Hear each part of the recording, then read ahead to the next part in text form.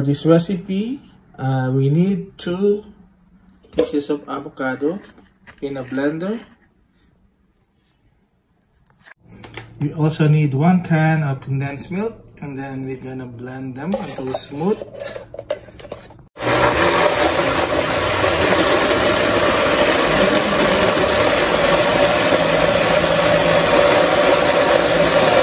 Very thick, ah. Ayun, wow, napaka-green. And then we're gonna set this aside. Yeah. And we're gonna work with our whipping cream. We're gonna start with our whipping cream. We chill the bowl for like an hour in the freezer. Mata nyo nagpo-frost siya. Yan. For our cream, we're gonna use 2 cups of the cream, heavy cream or whipping cream, because we're gonna whisk it until fluffy ba? Sneak peek. 2 cups. So we're gonna blend it until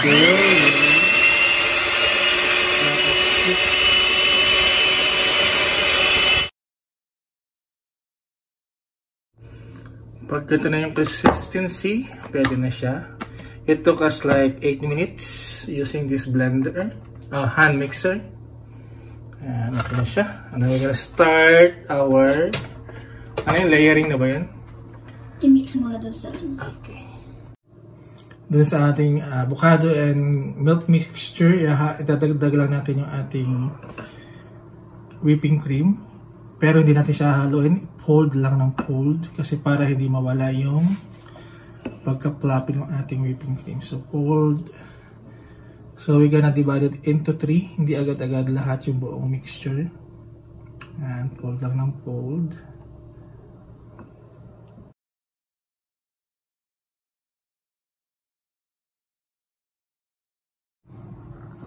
So pag na-blend na natin siya ng maganda at medyo wala na yung white, idadagdag na natin yung ating avocado slices, avocado dice na, ano yan? Avocado chunks. Uubusan na nasasabihin. Ayan. So pag well blended na siya. So okay na yung ating mixture. Idadagdag na natin yung avocado chunks. So gagamit naman ulit tayo ng 2 pang avocado para may konting chunky. Idadice lang natin yung 2 avocado. Ayan. And then idadagdag natin ito sa mixture later. And then wag i-mix kundi i-fold lang din para hindi mawala yung ano ng ating mixture. So fold lang, no mixing. And fold, fold. Okay, lagyan na yung ating mixture and then mag-assemble na tayo. So yung ating container na may liner ng parchment. Siyempre, first layer is yung graham crackers. Alam niyo na to.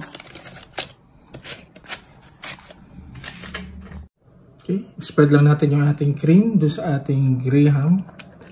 First layer. Alam niyo na ang susunod dito. Layer by layer, magagawa tayo ng mga 3 layer, no? Siyempre, pagkatapos nyo maglagay ng cream, spread nyo evenly. Yes, spread it evenly para lahat ay may cream.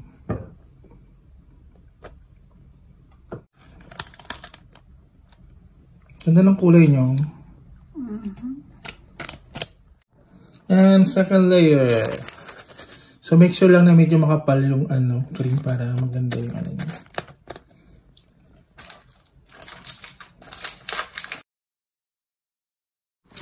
So 3 layers after ng glass layer. Cover natin siya ng ating graham crackers na crush using a sip para hindi siya mabuo-buo. So cover lang natin siya. Yeah, man.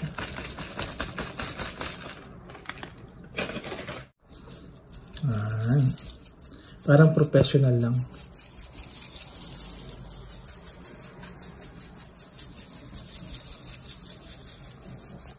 Okay, once na na-cover na ating graham crush, cover natin siya ng film, no? Wrap film. And then, ang option is to freezer to freeze for 4 to 5 hours or keep in the fridge for overnight. Refrigerate overnight. Film and then cover and then we will refrigerate it for overnight kasi gabi ngayon. Pero kung araw, you're gonna just freeze it for 3 to 4 hours.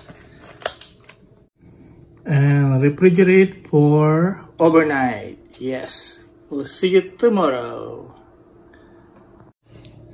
So after overnight, ito na siya. I-slice na natin. For our taste test, you know.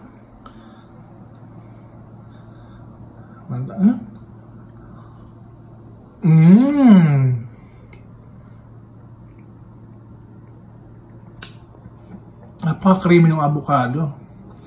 Harap. Try nyo na guys. So kung gusto nyo mas matigas yung texture niya, pwede nyo siyang i-freeze pero dapat i-consume nyo right away. Kasi pag hindi siya na-consume at ibinalik nyo sa fridge, magiging watery siya. And so, okay. Subok na uli. Kain na uli. Maraming salamat po sa panonood at kung bago ko pa lang sa aming channel, don't forget to hit the like, share, and subscribe button at pakipindot ang notification bell para updated ka sa aming mga upload. Maraming salamat!